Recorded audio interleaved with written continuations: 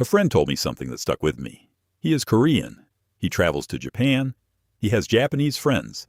He does business with Japanese partners. But when he bought a Japanese-made TV, his parents were furious and did not want it in the house. That sounds almost too small to matter. It is just a TV.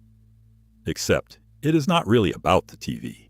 It is about why Japan and South Korea can work together in the present and still keep crashing into the past.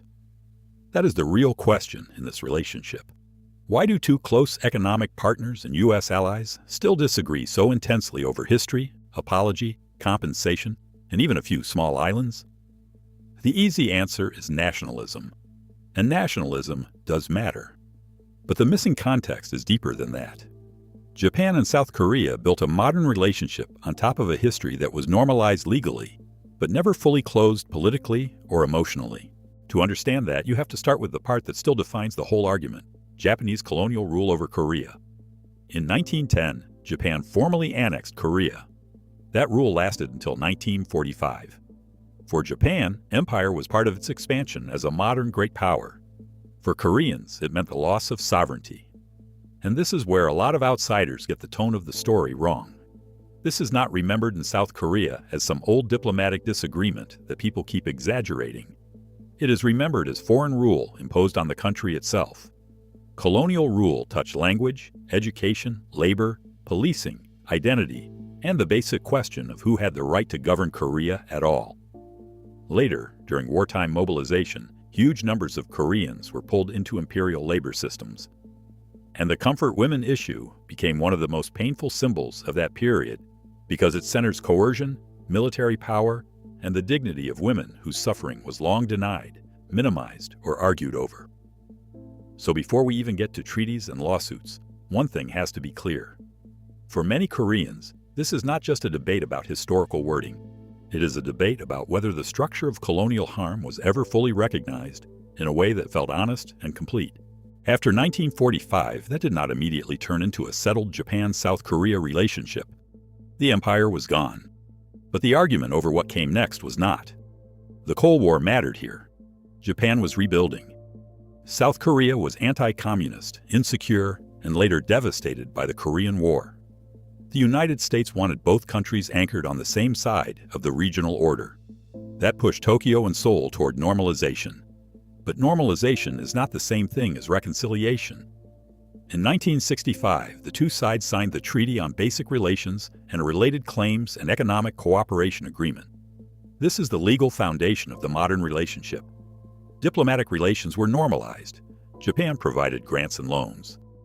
And the claims agreement said problems concerning property and claims between the two countries and their nationals were settled, completely and finally. Those words still sit at the center of the dispute. From the Japanese government's point of view, that agreement created closure. It does not mean every emotional wound disappeared. But legally, Tokyo argues, the post-war claims question was settled. From many South Korean perspectives, especially later victim-centered ones, that is not enough. Because the hardest question is, settled for whom? The governments normalized relations. But many Koreans did not experience that moment as moral closure. Some later argued that a state-to-state agreement did not erase every individual claim.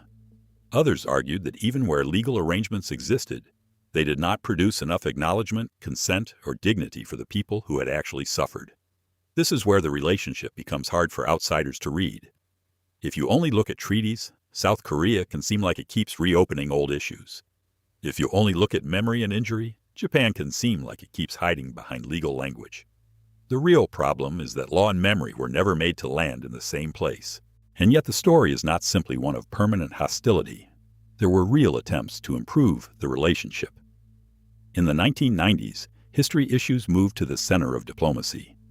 The Kono Statement in 1993 addressed the comfort women issue. The Murayama Statement in 1995 expressed remorse over colonial rule and aggression. Then, in 1998, Japanese Prime Minister Keizo Obuchi and South Korean President Kim Dae-jung reached one of the most important understandings in the whole relationship. Obuchi expressed deep remorse and heartfelt apology for the damage and suffering caused through colonial rule. Kim accepted that statement sincerely and pushed for a more future-oriented relationship. That moment matters because it proves something important. This relationship is not doomed to permanent failure. It has improved before. The problem is that improvement never stayed stable for long. Why not? Because every reset kept running into the same underlying weakness. There was no fully shared answer to three questions. What exactly was colonial rule? What exactly did 1965 settle? And who gets to decide when the past is over? That is why later disputes keep sounding different on each side. Take the comfort women issue. Japan's official line emphasizes that it has expressed apology and remorse, supported remedies, and reached a 2015 agreement with South Korea in which both governments said the issue was resolved finally and irreversibly. But many survivors and activists in South Korea did not accept that agreement as a true resolution. A big reason was not only the content of the deal, but the feeling that the people most harmed had again not been the ones deciding whether closure had been reached. That is a pattern in this whole story. The state says, "We settled it." The victims or their supporters say, "You do not get to settle it without us." The forced labor issue shows the same pattern in a different legal form. In 2018, South Korea's Supreme Court ruled that Japanese companies must compensate Korean victims of wartime forced labor. Japan responded that this was unacceptable because the 1965 agreement had already settled the claims issue. From Tokyo's view, the court decisions attack the legal foundation of the post-1965 relationship. From the South Korean side, especially for victims and many supporters, the rulings recognize that individual injustice had not disappeared just because states signed an agreement decades earlier. Notice what keeps happening. The same event looks completely different depending on whether you start from legal finality or historical injury. And then there is Dokdo, which Japan calls Takeshima. This is the territorial dispute most outsiders know because it is easy to put on a map. But the islands matter less as a piece of land than as a symbol. For South Korea, Dokdo is tied to sovereignty, anti-colonial memory, and the refusal to appear weak toward Japan. For Japan, Takeshima is presented as a matter of territorial sovereignty and international law. That is why the islands repeatedly flare up, even though they are not the core source of the relationship's tension. They condense the larger argument into one visible fight. Who owns the territory? Who owns the history? And who gets humiliated if they appear to give ground? Once you see that pattern, a lot of other recurring disputes make more sense too. Textbook controversies, shrine visits, memorials and statues, court rulings, trade retaliation. None of these are really isolated episodes. They are pressure points in one larger struggle over legitimacy and closure. And this is what makes the relationship so strategically important and so emotionally fragile at the same time. Japan and South Korea are not marginal states that can simply ignore each other. They are major economies. They are democracies. They face the same region. North Korea alone creates a strong practical reason for closer coordination. So from the outside, the relationship often looks like it should be easy. Just cooperate on today's threats. Move on from yesterday's pain. But politics does not work like that, especially democratic politics. Leaders do not operate above history. They operate inside electorates, courts, civic groups, memorial cultures, and national stories. That is why resets keep happening and keep breaking down. The 2015 Comfort Women Agreement was supposed to close one of the most painful chapters. It did not. The 2018 forced labor rulings reopened the legal conflict. The 2019 rupture spilled into wider bilateral tension.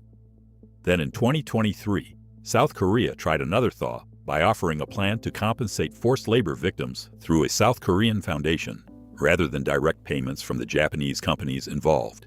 That improved state-to-state diplomacy.